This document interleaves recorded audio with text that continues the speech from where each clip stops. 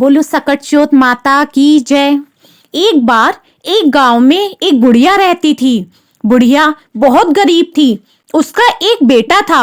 बेटा गांव के पशुओं को चराने जाता था। इससे उसको थोड़ा बहुत पैसा मिल जाता था। उसी से बुढ़िया और उसका बेटा अपना गुजारा चलाते थे। एक बार बुढ़िया के बेटे के कान उसकी ताई चाची ने भर दिए कि तेरी माँ तो तेरे जाने के बाद पकवान बना बना खाती है। बेटे को एक बार तो विश्वास नहीं हुआ। तब उसकी चाची ने कहा, आज तो जल्दी आकर खुद ही देख लियो, तब तुझे विश्वास हो जाएगा। अब अगले दिन लड़का सुबह सुबह पशु चराने चला गया और जल्दी ही घर वापस आ गया। पर उस दिन उसकी माँ ने सकटचोट का व्रत रखा हुआ था, तो वह व्रत के लिए तिलकुट और तिल के लड्डू बना रही थी। लड़के ने अपनी माँ को गुस्सा किया और कहा, माँ मैं तो कमाने जाता हूँ पर तू पीछे से पकवान बना बना खाती है। बुढ़िया ने अपने बेटे को कहा, नहीं बेटे, आज तो सकटचोट का व्रत है, मैं तो इसलिए ये सब बना रही हूँ। पर उसे विश्वास नहीं हुआ। वह तो गुस्से में था। उसने अब बोला कि मैं तो घर छोड़ के जाऊंगा, मुझे तेरे साथ नहीं रहना। अपनी माँ की एक बात ना मानी। अब उसकी माँ भी समझ गई थी कि उसके बेटे को किसी ने बहका दिया है। अब वह मेरी बात नहीं मानेगा। उसने अपने बेटे को कहा, ठीक है बेटे, अगर तुझे जाना है तो जा, पर साथ में ये तिल ले जा। उसने तिल की एक पोटली बना उसको दे दी और कहा, रास्ते में जो भी संकट आए तू वहां पर ये तिल डाल देना, वह कठिनाई परेशानी दूर हो जाएगी। अब उसने अपनी माँ से वह तिल लिए और रास्ते के लिए निकल पड़ा। वह जंगल के रास्ते से आगे बढ़ा। रास्ते में उसे दो शेर मिले। अब शेर देख के वह बहुत डर गया और उसको अपनी माँ की बात याद आई। उसने अपने माँ के द्वारा दिए हुए तिल निकाले और वहां पर पूर दिए और बोला, अगर मेरी माँ ने सच्चे मन से मेरे लिए ही सकटचोट का व्रत रखा है तो ये दोनों शेर गाय बन जाए। ऐसा ही हुआ, शेर गाय बन गए और वह बच गया। अब वह आगे निकला। जब लड़का थोड़ी दूर पर आगे गया तो उसने देखा कि एक बड़ा सांप उसकी तरफ भागा चला आ रहा है और फन उठाकर उसके पास आ गया। अब तो लड़का बहुत डर गया। अब उसने फिर से तिल निकाले और तिल पूर दिए और बोला कि हे सकटचोट माता, अगर मेरी माँ ने सच्चे मन से सकटचोट का व्रत मेरे लिए रखा है तो यह सांप रस्सी बन जाए, नहीं तो मेरा मरना आज तय है। ऐसा ही हुआ और जो सांप था वह रस्सी बन गया। अब लड़का फिर आगे बढ़ा। अब आगे वह देखता है कि एक बहुत बड़ी नदी उसके रास्ते में है। उस नदी में बहुत ऊंची ऊंची लहरें उठ रही हैं। अब वह उस बड़ी नदी को देख करके डर गया कि इस बड़ी नदी को मैं कैसे पार करूंगा, इसमें तो मैं डूब ही जाऊंगा और वापस अगर जंगल में जाऊंगा तो वहां पर पशु मुझे खा जाएंगे। तो अब उसने दोबारे से अपनी माँ के दिए हुए तिल निकाले और तिल पूर दिए और बोला कि हे सकटचोट माता, ये नदी दो नदियों में बट जाए और बीच में एक रास्ता बन जाए, नहीं तो आज तो मेरा मरना तय है। अब ऐसा ही हुआ। नदी दो नदियों में बट गई और बीच में एक रास्ता बन गया। वह उस रास्ते में से बीच में से निकल के एक दूसरी नगर में पहुंचा।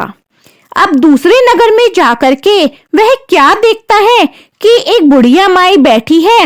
वह पूड़े बना रही है और पूड़े बनाते बनाते वह हंस भी रही है और रो भी रही है। तो ये लड़का बुढ़िया माई से पूछता है, हे बुढ़िया माई, तू पूड़े तो बना रही है पर रो भी रही है, हंस भी रही है, ऐसा क्यों? तो बुढ़िया माई ने बोला, बेटा मैं खुश तो इसलिए हूँ क्योंकि ये पूड़े मेरा बेटा खाएगा, और मैं रो इसलिए रही हूँ क्योंकि आज उसका आखिरी दिन है। इस नगरी में हर छठे महीने एक आवा पकता है और उस आवे में एक इंसान को बिठाया जाता है।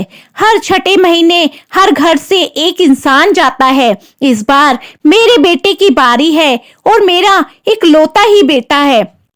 लड़के ने कहा, माई तू रो मत, मुझे ये पूड़े खिला पेट भर के, जब राजा के सैनिक बुलाने आएंगे तो मैं चला जाऊंगा। तो बुढ़िया माई ने कहा, बेटा तू पूड़े तो पेट भर खा ले, पर जब सैनिक बुलाने आएंगे तो मैं अपने बेटे की आई पर तुझे क्यों भेजूं? तो लड़के ने कहा, कोई बात नहीं माई, तू मुझे बस पूड़े खिला और मैं सोने जा रहा हूँ, जब सैनिक आए तो मुझे बुला लियो।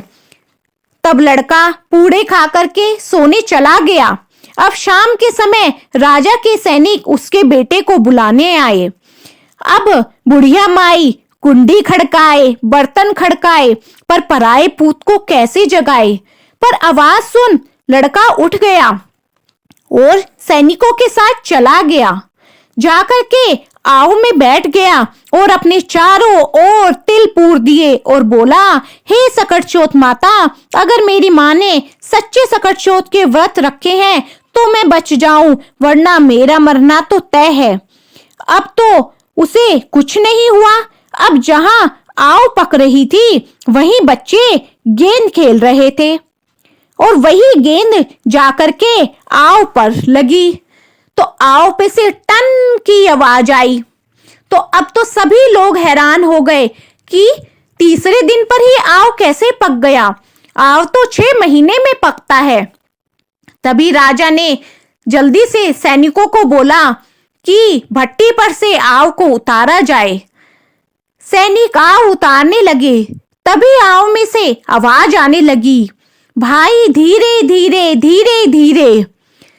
अब उन्होंने आव में से जिंदा इंसान को निकलते हुए देखा। सभी लोग हैरान हो गए। तब राजा ने पूछा कि तुम कैसे जीवित बच गए? तब उस लड़के ने सारी बात बताई कि मेरी माँ ने सकटचोत का व्रत रखा हुआ था और मैं अपनी माँ से गुस्सा होकर घर छोड़ के निकल पड़ा था। तब मेरी माँ ने पोटली में मुझे कुछ तिल दिए थे कि जहां भी तुझे तेरे ऊपर कोई संकट आए तो पोटली से ये तिल वहां पर पूर देना, तो तुम्हारे ऊपर से संकट हट जाएंगे। अब तो चारों तरफ लड़के की वाहवाही होने लगी। अब राजा ने यह ऐलान करवा दिया कि मेरी बेटी का विवाह इस लड़के के साथ ही होगा। बहुत धूमधाम से राजा की बेटी का विवाह उस लड़के के साथ कर दिया गया। एक बार वह लड़का अपनी पत्नी के साथ महल की छत पर खड़ा था।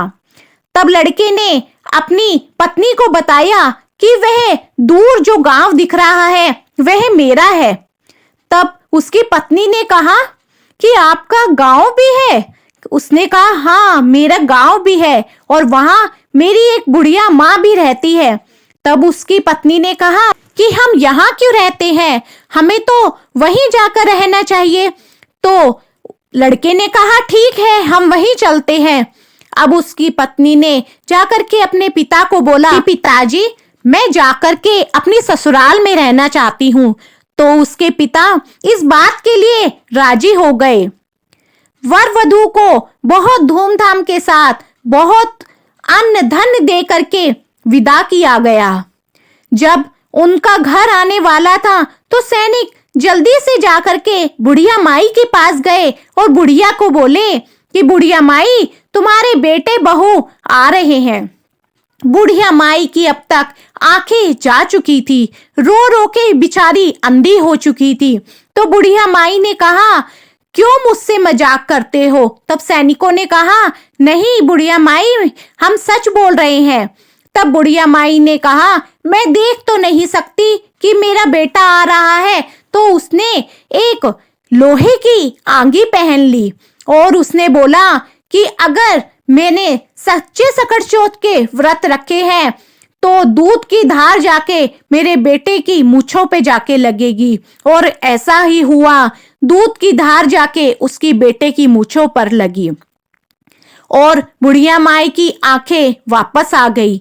अब बेटे ने अपनी माँ से पैर छू करके क्षमा याचना की और बहू ने भी अपनी सासू माता के पैर छुए और घर में खूब खुशियां आ गई, अंधन के भंडारे भर गए और राजा ने यह घोषणा करवा दी कि हर कोई सकट चौथ का व्रत सच्चे मन से और हृदय से रखेगा। तो हे सकट चौथ माता, जैसे आप बुढ़िया के ऊपर ठूठे ऐसे सबके ऊपर ठूठना और सबकी संतान को बनाए रखना। बोलो सकट चौथ माता की जय। अब हम सुनेंगे विनायक जी की, गणेश जी की कहानी। एक अंधी बुढ़िया थी, उसका एक लड़का और बहू थे। वो बहुत गरीब थे। वह अंधी बुढ़िया नित्य प्रति गणेश जी की पूजा किया करती थी। गणेश जी एक बार साक्षात सन्मुख आकर कहते हैं कि बुढ़िया माई, तू जो चाहे सो मांग ले। बुढ़िया कहती, मुझे मांगना तो नहीं आता, सो कैसे और क्या मांगू। तब गणेश जी बोले कि अपने बहू बेटे से पूछकर मांग ले। तब बुढ़िया ने अपनी बहू और बेटे से पूछा तो बेटा बोला कि धन मांग ले। बहू ने कहा कि नाती पोते मांग ले। तब बुढ़िया ने सोचा कि बेटा बहू तो अपने अपने मतलब की बातें कर रहे हैं, अतः उस बुढ़िया ने पड़ोसियों से पूछा तो पड़ोसियों ने कहा कि बुढ़िया, तेरी तो थोड़ी सी जिंदगी है, क्यों मांगे धन और नाती, तू तो केवल अपने नेत्र मांग ले, जिससे तेरी शेष जिंदगी सुख से व्यतीत हो जाए। उस बुढ़िया ने बेटे और बहू तथा पड़ोसियों की बात सुनकर घर में जाकर सोचा, जिससे बेटा बहू और मेरा सबका ही भला हो, वह चीज ही मांग लूं और अपने मतलब की भी चीज मांग लूं। जब दूसरे दिन गणेश भगवान आए तो बोले, बोल बुढ़िया माई, क्या मांगती है? हमारा वचन है, तू जो मांगेगी सो पाएगी। गणेश जी के वचन सुनकर बुढ़िया माई बोली, हे गणराज, यदि आप मुझ पर प्रसन्न हैं तो मुझे 9 करोड़ की माया दे, निरोगी काया दे, अमर सुहाग दे, आंखों में प्रकाश दे, नाती पोता दे और समस्त परिवार को सुख दे और अंत में मोक्ष दे। बुढ़िया की बात सुनकर गणेश जी बोले, बुढ़िया माई, तूने तो मुझे ठग लिया। खैर, जो कुछ तूने मुझसे मांगा है वह तुझे मैं दूंगा। यूं कहकर गणेश जी अंतर ध्यान हो गए। तो हे गणेश जी, जैसे बुढ़िया माँ को मांगे अनुसार आपने सब कुछ दिया, वैसे ही सबको देना और हमको भी देना, कृपा बनाए रखना। तो बोलो गणेश जी भगवान की जय, सकट चौथ माता की जय। तो फ्रेंड्स, आपको मेरी ये वीडियो पसंद आई है तो मेरी वीडियो को लाइक एंड शेयर ज़्यादा से ज़्यादा कीजिए। Thank you for watching. Bye.